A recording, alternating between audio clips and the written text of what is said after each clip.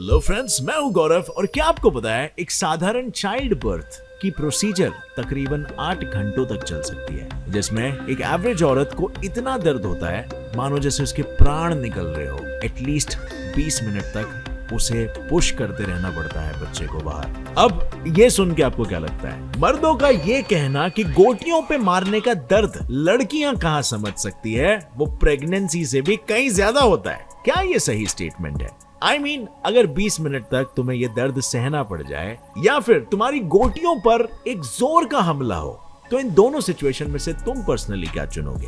Well, शायद तुम जहर खाना ही ज्यादा पसंद कर लोगे। और जहर से मुझे ये याद आया, यूजुअली एक्सपायरी डेट के बाद एक दवाई यूजलेस हो जाती है और एक फूड स्टफ पॉइजनस हो जाता है। तो फिर जो सवाल उठता है वो ये है कि एक जहर जब एक्सपायर हो जाता है तब क्या होता है? क्या वो ज्यादा जहरीला हो जाता है या कम जहरीला होता है? क्योंकि आफ्टर ऑल जब तक वो जहर एक्सपायर नहीं हुआ है तब तक वो जहर है, यानी कि स्ट्रॉन्ग जहर। और एक्सपायर होने के बाद और ज्यादा स्ट्रॉन्ग हो जाता है क्या, या फिर यूजलेस?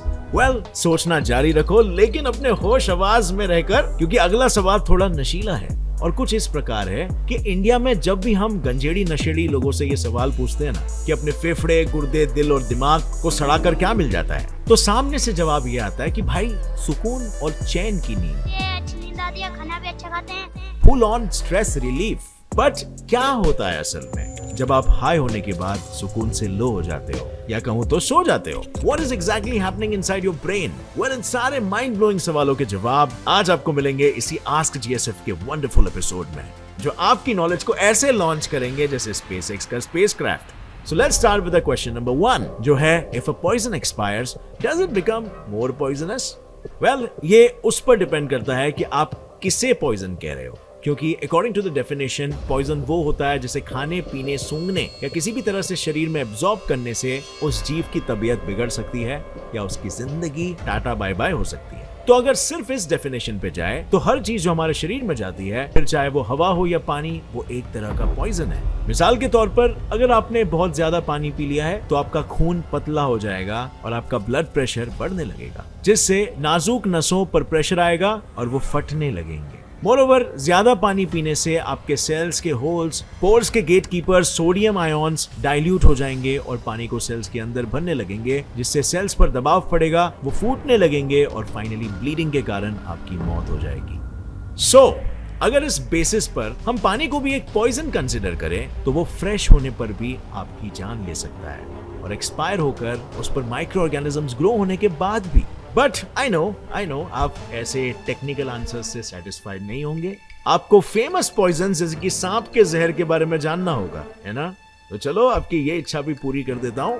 देखो, सांप का जो जहर होता है ना, बेसिकली एक तरह का कॉकटेल होता है और वेरियस टॉक्सिक प्रोटीन्स जो आपके शरीर के अलग अलग organ systems like the circulatory system, nervous system, digestive system etcetera पर अटैक करते हैं और उनके काम में अड़चन क्रिएट करते हैं, जिससे आपकी मौत हो जाती है। अब यूजुअली ऐसा करने के लिए उन्हें आपके सेल्स या केमिकल मॉलिक्यूल्स पर अटैच होने की जरूरत पड़ती है, जो वो सिर्फ तभी तक कर सकते हैं जब तक उनका प्रोटीन स्ट्रक्चर पूरा इंटैक्ट है। लेकिन ज्यादातर प्रोटीन्स में यहीं आ जाती है उनकी सबसे बड़ी खामी कि वो 60 से 70 डिग्री सेल्सियस जैसे गुनगुने टेम्परेचर पर धीरे धीरे बिखरने लगते हैं और उनका केमिकल स्ट्रक्चर खराब होने लगता है। यही वजह है कि उनकी एक एक्सपायरी डेट होती है, जिसके बाद वो ऑलमोस्ट यूजलेस हो जाते हैं। Now please notice the keyword over here which is almost, क्योंकि ऑस्ट्रेलिया के यूनिवर्सिटी ऑफ क्वींसलैंड के प्रोफेसर ब्रायन फ्राई द्वारा पब्लिश्ड एक रिसर्च के अनुसार ऑलमोस्ट 70 से 80 साल पुराने स्नेक वेनम के सैंपल्स को आज भी उतना ही घातक पाया गया है जितना लार्जली उस समय में था। उनका कहना था कि इतने सालों के बाद भी उनका स्ट्रक्चर बिगड़ा तो था, मगर उन टॉक्सिन्स के जो एक्चुअल डिजीज कॉजिंग पार्ट्स थे वो काफी हद तक इंटैक्ट थे और किसी की भी जान लेने की क्षमता फिर भी रखते थे। और इसीलिए कृपया इसे घर पर ट्राई करने की कोशिश ना करना। अब फ्रेंड्स, आगे बढ़ने से पहले अगर आप भी फ्री क्रिप्टो करेंसी जैसे कि बिटकॉइंस, डोजकॉइन, इथेरियम फ्री में कमाना चाहते हो तो अभी ही क्रिप्टो ऐप को डाउनलोड करो। यहाँ पर साइन अप कीजिए, केवाईसी कंप्लीट कीजिए और फिर ये रेफरल कोड को एंटर कीजिए। रेफरल कोड एंटर करने के बाद आपको यहाँ पर एक स्क्रैच कार्ड मिल जाएगा जिसमें 100% आपको कोई ना कोई क्रिप्टो मिलेगी ही मिलेगी। और चांसेस है अब 0.02 BTC यानी कि लगभग 80,000 रुपए भी जीत सकते हो यहाँ पर। और यही नहीं, आप अपने फ्रेंड्स को रेफर करके और भी क्रिप्टोस कमा सकते हो और इन्हीं क्रिप्टोस को रियल कैश में कन्वर्ट कर सकते हो। इस ऐप में आप UPI और बैंक ट्रांसफर से इजीली पैसे डिपॉजिट या विड्रॉ कर सकते हो और UPI पेमेंट है तो आप किसी भी दुकान में या मॉल में इस ऐप के थ्रू भी पेमेंट कर सकते हो। और साथ ही इस ऐप की मदद से आप क्रिप्टो पे, रिक्वेस्ट या सेंड भी कर सकते हो एनीवेयर अक्रॉस द वर्ल्ड। इसी के साथ आपको कोई भी ब्रोकरेज फीस नहीं देनी पड़ेगी। पर यदि आप लेन देन नहीं क्रिप्टो में ट्रेड करना चाहते हो तो वो भी आपको इस ऐप में करने मिल जाएगा। यस, यहाँ पर आप क्रिप्टो को बाय, सेल और ट्रेड कर सकते हो और इस ऐप का इंटरफेस इतना इजी टू यूज है कि इसे बिगिनर से एक्सपर्ट लेवल का कोई भी इंसान यूज कर सकता है। And you can deposit as small as 100 rupees. So tension मत लो फ्रेंड्स, ये app one of the most trusted apps in the market और मैं भी पर्सनली इस पे ट्रस्ट करता हूँ। सो फ्री क्रिप्टो रिवॉर्ड के लिए डिस्क्रिप्शन में दिए गए लिंक से इसे अभी डाउनलोड करो। Go and get your reward now. खैर, अब जो अगला सवाल है हमारा वो ये है कि what happens when you go to sleep high. नशा करके सोने जाने में कुछ लोगों को बहुत मजा आता है, बट असल में होता क्या है? 2019 के एक सर्वे के अनुसार यूएस में तकरीबन 12% एडल्ट्स एमजे यानी वीड स्मोक करते हैं, जिनमें से ज्यादातर लोगों का ये मानना है कि उससे उन्हें नींद अच्छी आती है। लेकिन क्या सच में ऐसा होता है? वेल, एमजे जैसे कैनबिस स्पीशीज के पौधों में कुछ कंपाउंड्स होते हैं जिन्हें हम जनरल टर्म्स में कैनाबिनॉइड्स कहते हैं। इन कैनाबिनॉइड्स में से सबसे कॉमन 2 कंपाउंड्स होते हैं जो नींद को अफेक्ट करने की क्षमता रखते हैं। वो है डेल्टा 9 टेट्राहाइड्रोकैनाबिनॉल जिसे THC कहते हैं और कैनाबिडियोल जिसे CBD कहते हैं। ये 2 कंपाउंड्स हमारे ब्रेन में मौजूद नेचुरल कैनाबिनॉइड कंपाउंड यानी N-एराकिडिनोइल, इथैनोलामाइन या सिंपली एनांडिमाइड की तरह काम करते हैं, जो हमारे ब्रेन का one of the sleep inducing compound होता है। But wait, what?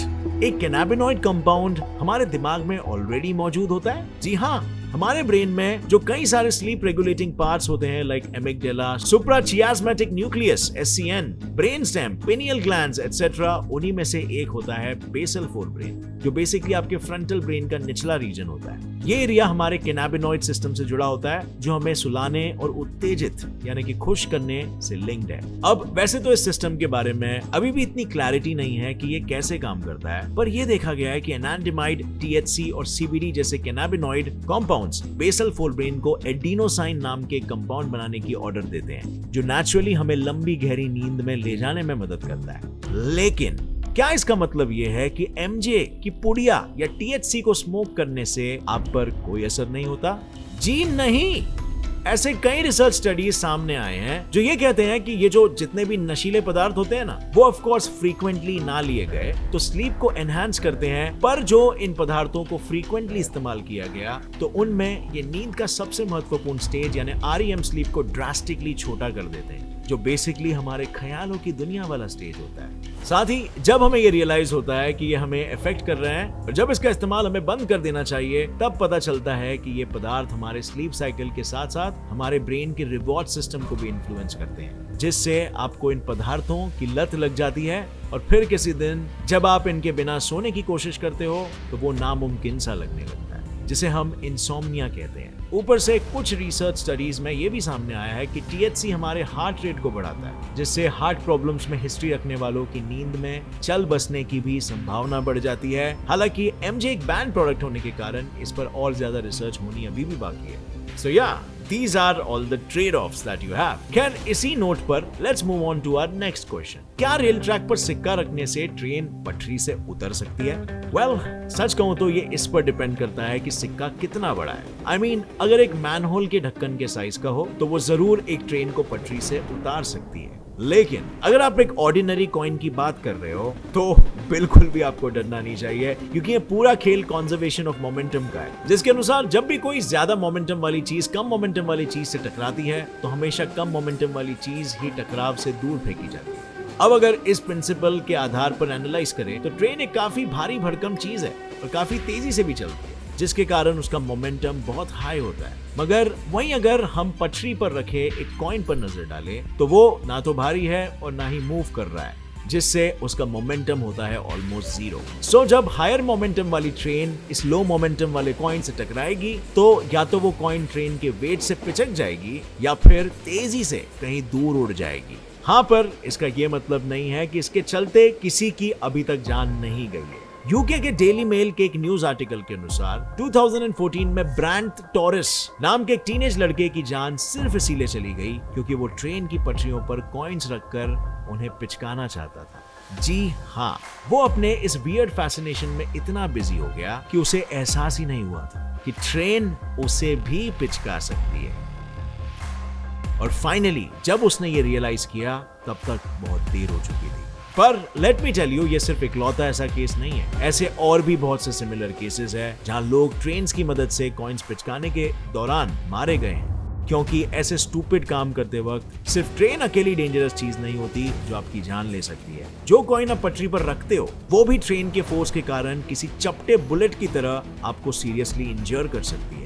But anyway, to answer your question, I repeat, coins train का कुछ नहीं उखाड़ सकते। वो सिर्फ ज्यादा से ज्यादा अगर उड़ के आपसे टकराए तो हाँ, वो आपका कुछ उखाड़ सकते हैं। सो चलो अब फाइनली आ जाते हैं हम हमारे लास्ट क्वेश्चन पे, ball kicking versus pregnancy, what is more painful.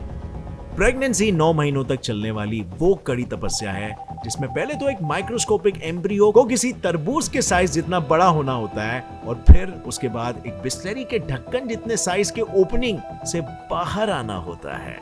यानी यहाँ पर मेल्स तक इमेजिन कर सकते हैं कि इस पूरे प्रोसेस के दौरान एक फीमेल बॉडी के मसल्स और टिश्यूज को कितना स्ट्रेच होना पड़ता होगा और उसका दर्द कितना ज्यादा होता होगा। पर दूसरी तरफ मेल्स के भी शरीर में एक दुखती रग होती है, तक तक तक तक तक तक, जिसे सिर्फ 9 महीने के लिए ही नहीं बल्कि जिंदगी भर के लिए समाज के विपदाओं और कमीने दोस्तों की शरारतों से बचाकर रखना होता है, क्योंकि इस एरिया में एक मामूली सी टिचकी ही काफी होती है मेल्स की सांस रोकने के लिए। तो क्या लगता है आपको, कौन सा दर्द ज्यादा अनबेरेबल होगा? वेल, इससे पहले कि हम आगे बढ़े, मैं ये भी बता दूं कि हम यहाँ पर पूरे 9 महीने के दौरान होने वाली प्रेगनेंसी पेन को डिस्कस नहीं कर रहे, बल्कि जस्ट चाइल्ड बर्थ या लेबर पेन को डिस्कस करेंगे, क्योंकि लेबर के दौरान ही प्रेगनेंसी पेन पीक पर होता है और उससे मैं समझता हूं हम मर्दों की बॉल किकिंग के पेन को कंपेयर करना वुड बी अ बराबरी का मैच।